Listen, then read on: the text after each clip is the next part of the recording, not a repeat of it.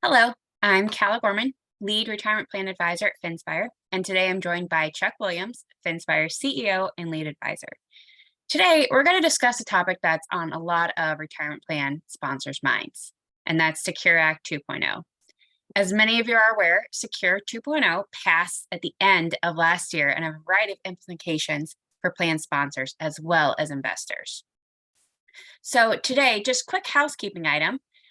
I'm going to go ahead and turn off our cameras while we go through this presentation.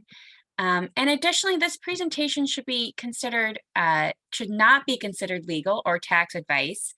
Simply is meant for educational purposes only. Please consult your advisor before making any changes. Now, after months of waiting, the Secure Act 2.0 was passed into law at the very end of 2022. This is an extension of the original Secure Act from 2019. So the general themes of the Secure Act are meant to provide more people with access to retirement plans, provide additional incentives for plan sponsors and participants, and additionally ease of administration, which we know is important. Since this law passed, key observations that we've seen is an emphasis around an increase in Roth contributions, general plan design enhancements, and a topic we feel is extremely important, and that's the continued support for retirement income options to be added into retirement plans. Now, Chuck, can you give us a little more insight into the need for there even to be a Secure Act 2.0?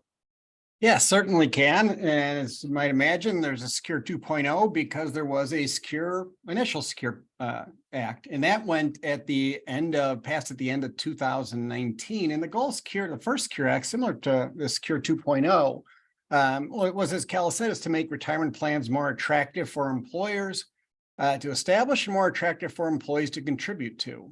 So the initial Secure Act did this primarily by making significant administrative changes to retirement plans. And I won't go through all of them today, but some of the more impactful changes you might be aware of were increasing the tax credit for small employers to set up new plans, establishment of pooled employer plans, or what they call PEPs, which often are beneficial for smaller businesses to set up a plan or join a plan. And also requiring companies to include long-term part-time employees in their retirement plan if they've been with the company for 3 years of service generally. Now, in addition, the initial Secure Act added some additional penalty-free distribution options from plans, including for birth or adoption. Also, there was a temporary disaster relief option that was an additional penalty-free benefit or distribution option in retirement plans, and that since expired. So what you're going to see with Secure 2.0 is really the law expands on and often enhances some of the benefits that were in the initial Secure Act. Now, with that came some significant costs from a government perspective. So to pay for that, you're going to see increased use of Roth contributions in plans as a way to really accelerate tax revenue.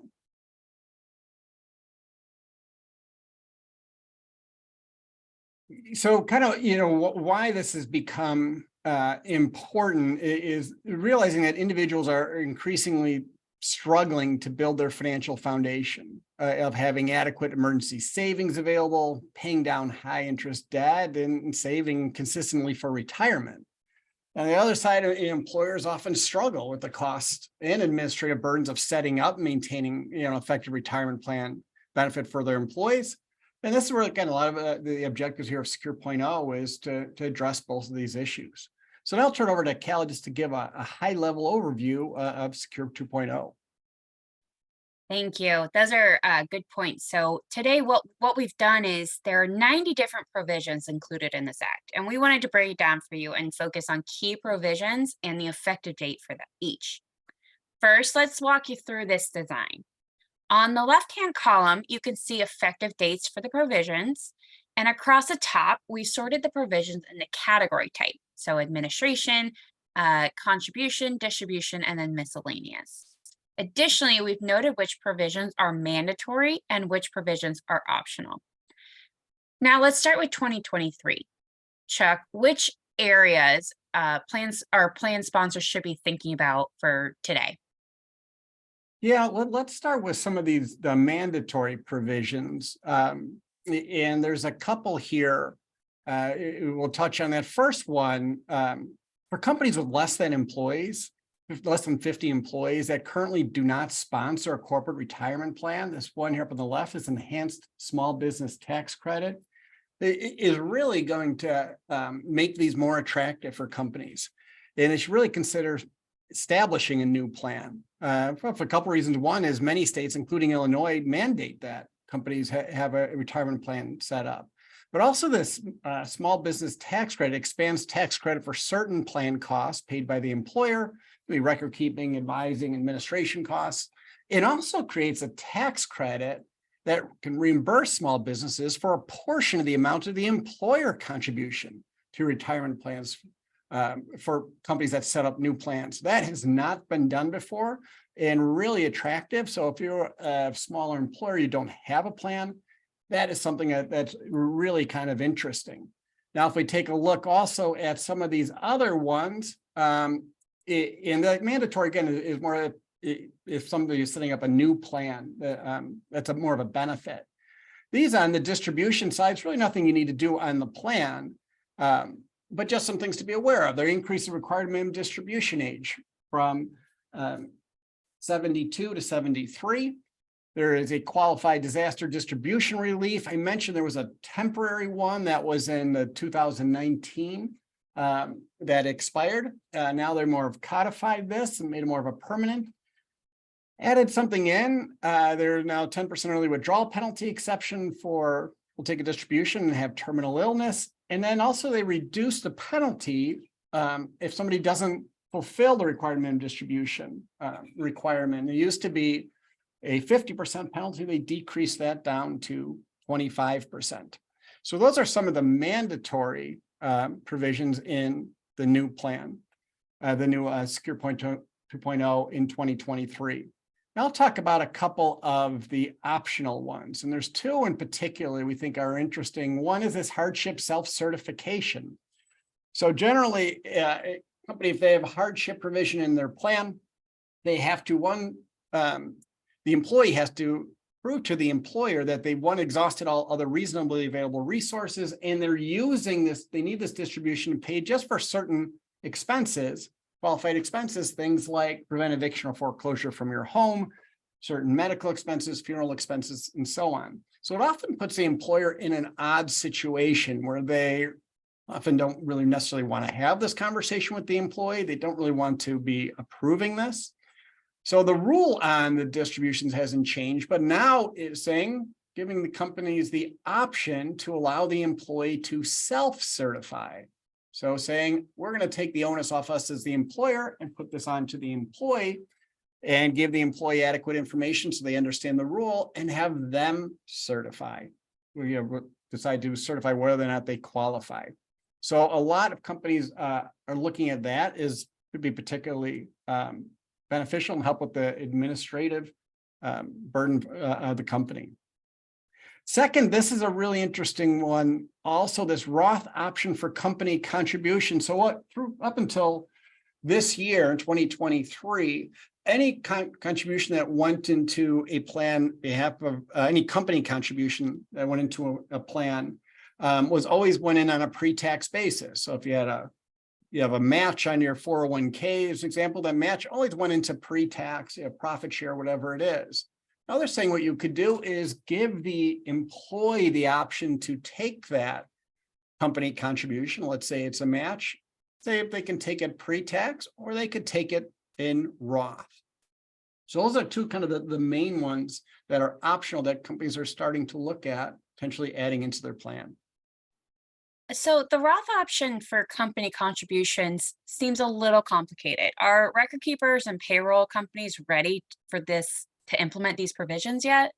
Yeah, that's a great question. And the short answer is no. Most are not as of this time, the time that we're recording this, toward the end of March. So this is something we've been talking to a lot of the record keepers about this and payroll companies. And at first blush, you think, this sounds like a good idea. Allow money to go into it. If they wanted to do Roth, why not let them do that? But think about it from a standpoint is, first is, how is that going to be taxed? Because we know Roth contributions are after tax. So if somebody defers into the Roth, and let's say somebody's going to put $1,000, they're going to pre-tax, or they were doing pre-tax, and they say, I'm going to do Roth this year. I'll put $1,000 into the Roth of my own deferral. Well, that money's already been taxed. They might have earned, let's say, $1,200. $200 already sent in to IRS as prepayment of taxes, and $1,000 is left. That's fairly simple. But an employer contribution, how would you do that? And so this is something payroll companies are going to have to kind of figure out, is how is that going to add it to income? So that is something that they are kind of working out. Another thing we're also wondering is, what if the money isn't vested? So an employee says, yeah, I want that match to go in, and I want it to go in as Roth. So you're going to tax that. And let's say the employer contribution was $500. They get taxed on it. And let's say you have a 4-year vesting schedule and somebody leaves before they're fully vested. Well, how is that exactly going to work? Because they already paid taxes on it, but they weren't fully vested by the time they left. So these are things that are really interesting. They're kind of working these out, but you're right. There is some complications on this, and we're kind of looking for some additional clarification, but expect to see more on that as we move forward. Yeah, those are some good points that plan sponsors should consider before adding something like that into the plan. So Right. Turning to next year, I know, again, a lot of focus on this mandatory Roth requirement for catch-up contributions and high income earners in 2024. Can you give us an overview of how this could impact plans? Yeah, so if we look to next year, we think this is the biggest provision of anything that's kind of affect in 2023 and 2024, particularly for companies that they call high income earners, which they're defining as somebody in 2024 anyway, somebody who made more than $145,000 the prior year in 2023. And what this new rule says is, for the catch-up contribution. So as a reminder for those that may not be aware, catch-up contributions are for those people who are 50 and older. They can put an additional contribution into their 401k plan. So in 2023, anybody can put in, assuming plan passes testing, $22,500 into their 401k plan pre-tax. They can do pre-tax, they can do Roth. And those who are 50 or older can put another $7,500 into it. And they can decide they want to do that pre-tax or Roth. Well, starting next year, still be able to do that catch-up contribution. However, if their income was over $145,000 the prior year in 2023, that catch-up contribution has to go into the Roth bucket. So the first thing that we thought of when we saw this is, well, how are you going to know? You as the employer, how do you know what they made last year? You might say, well, they worked for me and I can see their income, and that's true. But what if they didn't work for you? What if they came midway through the year? How are you going to actually be able to determine what they made last year? So there is going to be some kind of education involved there, and some things they need to kind of work out with that. But again, this is going to have an impact, one just from an administration standpoint, is having to make sure you're delineating between who made more than 145,000 or less the prior year, and just impacting those who are 50 and older making catch-up contributions. But again, after they figured out the administrative side, this could be certainly a negative for people who are higher income people, 50 and older, because they're not going to be able to put as much money pre-tax towards their 401k. And if that's always been their strategy, they're going to have a negative tax impact next year. And so what we're seeing is more interest, renewed interest in things like non-qualified deferred compensation plans, as well as health savings accounts.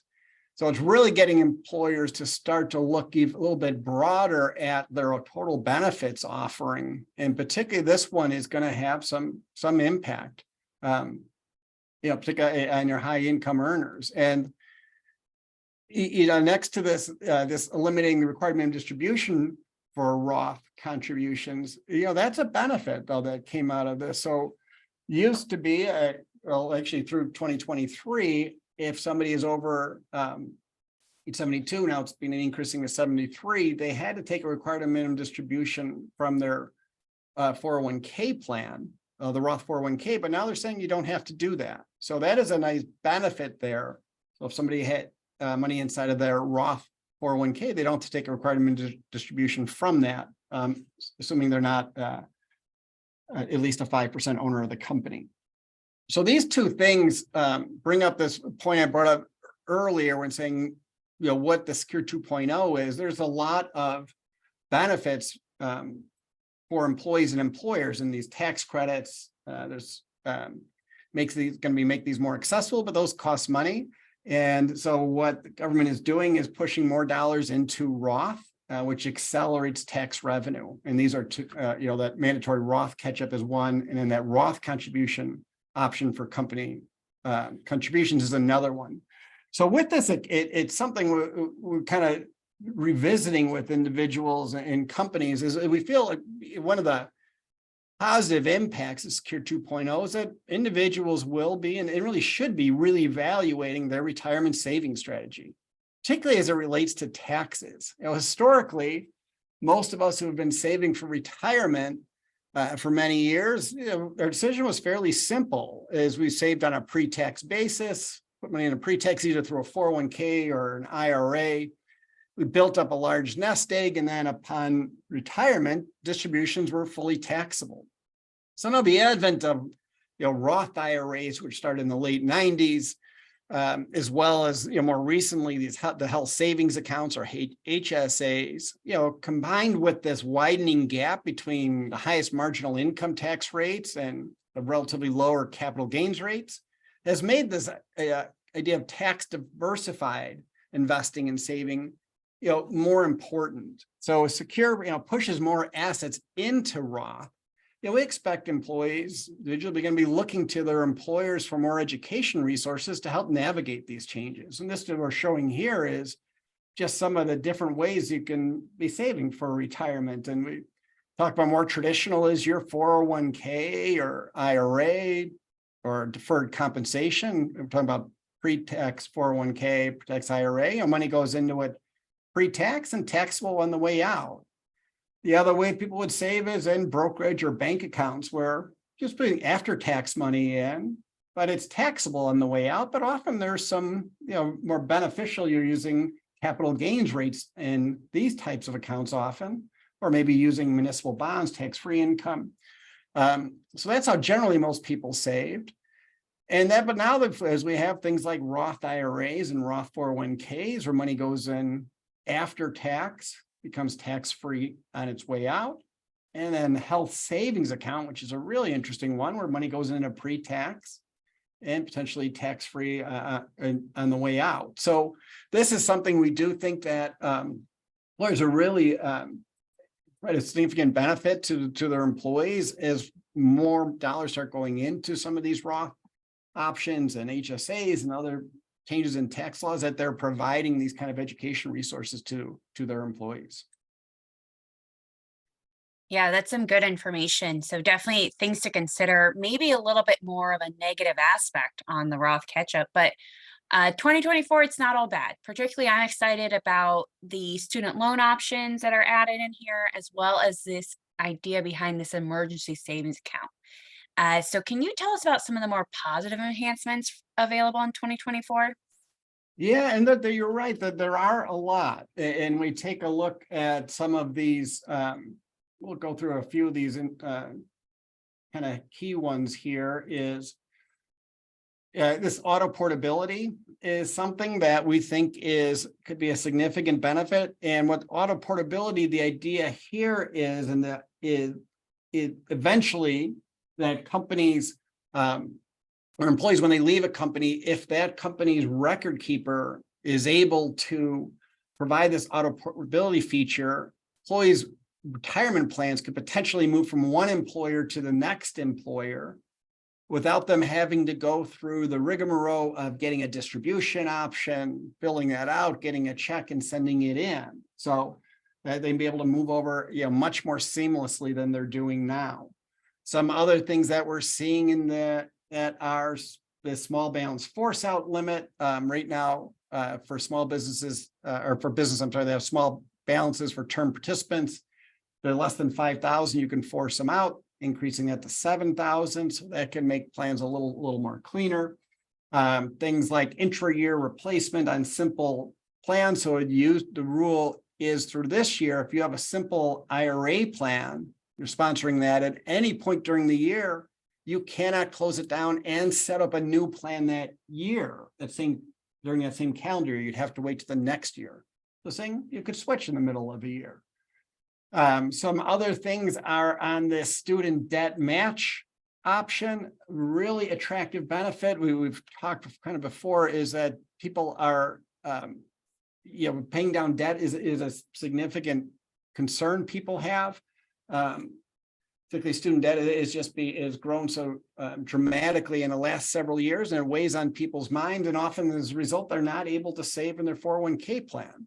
So what companies will have the option to do is if employees are paying off their student debt and they're not able to contribute in their 401k plan, you can effectively treat that as a deferral, that student debt repayment, and give them a match based on how much they're contributing into the student or paying off on their student debt. So that is a really pretty attractive benefit. Universal hardship. So this would be an option companies can put in their plan if they want to allow employees up to $1,000 universal hardship each year to take out of the plan. Potentially adding in domestic abuse distribution option if an individual is a victim of domestic abuse, access to a portion of their funds without a penalty. And then this, what you'd mentioned, this emergency savings account, as I stated earlier, that is one of the fundamentals, foundational blocks of sound financial life is to have an emergency savings account. And most people don't have that. You see lots of studies, they don't have even $500 in their account to pay for, carburetor breaks down or something unexpected expense. So you're seeing now these added in this new legislation starting next year where company can have an emergency savings account sort of as a sidecar attached to the 401k plan, allowing contributions into that, and employees could access it. So those are some of the benefits. You'll see a few other around here. This 529 transfer to Roth IRA is pretty interesting. Simple plan. So if you have simple IRA plans, now you can have a profit sharing contribution into that. So there are definitely some benefits coming and some things to work out administratively as they try to figure out how these are going to be imposed. Yep. And then 2025, I know it's kind of a couple years off, but is that something plan sponsors should be thinking about today or? Yes, it is. And we think of that as a couple of years off, but feels like it was a blink of an eye, and it was 2020, and so we're already at 2023. So it's 2025. As we speak here right now is only about 20 months away. So it's going to come up fast. So a few things, this mandatory auto enrollment is something to be aware of. So for plans, this really just applies to plans that were started from 2023 on. It's really going to have mandatory auto enrollment. And we think that's probably going to be the norm in most plans. This long-time part-time eligibility acceleration, I mentioned earlier, this first came along in the first Secure Act. And that rule was if anybody was any long-term part-time employees were with the company for 3 years, you have to include them in your retirement plan. You don't have to give them the employer contribution, but at least be able to defer. So now they're accelerating that to 2 years. So that's something you'll want to start tracking, those long-term part-time employees, so that when you're ready for 2025, make sure who you have to include in the plan or not. The savers match is something that will be really interesting, which is basically government making contributions into the retirement plan on behalf of lower income earners. They're going to be the catch-up contribution is going to be increasing for those between age 60 and 63. Required minimum distributions increasing again to 75. And it's distributions for long-term care premiums not subject to a 10% penalty. Nothing an employer needs to do on that, but it's just something to be aware of, more rules. And what we're also going to be seeing is just we expect that changes to these, particularly the ones in 2025, as they're trying to kind of figure this out. So I think most believe that there's still going to be some changes coming and some more clarification. So just being aware of this. But for right now, yeah, just understanding how each of these laws work is important. Great. I think this that summary is really great. So, but what's next? So what should plan sponsors be thinking about now? Yeah, what they should be thinking about now is we're trying to, okay, what do they have to do right now? What do they have to do? Really nothing, nothing for 2023, but there are some options. If they want to be looking at specifically, I'd be considering that if they want to do hardship self-certification, and if they want to consider adding in the option for employers, the employer contribution to be Roth, as well as pre-tax. So those are some things to be thinking about, but really overall looking at your total employee benefits offering. In this, a lot of companies have been doing this. Part is just impact of COVID, this, the work from home environment is how is our overall benefits really designed to attract and retain the employees and our most valuable employees. So looking beyond, one in the 401k plan, how it is designed, how do you want this to you look down the road, what changes you'll need to make, but also looking at others, things like non-qualified deferred compensation plans, health savings accounts, emergency savings accounts, financial wellness benefits. So these are things that really are of value. Second is enhancing the education efforts. So many employers got away from this, understandably, these last couple of years, and just rededicating themselves to providing these educational resources to employees. And so many studies show this is, employers are looking at for their employee, and really from the employees are looking at from their employer, and they really value that. So really rededicating your efforts there, and also keeping in mind that there's going to be a lot of these new regulations coming in to help employees navigate that.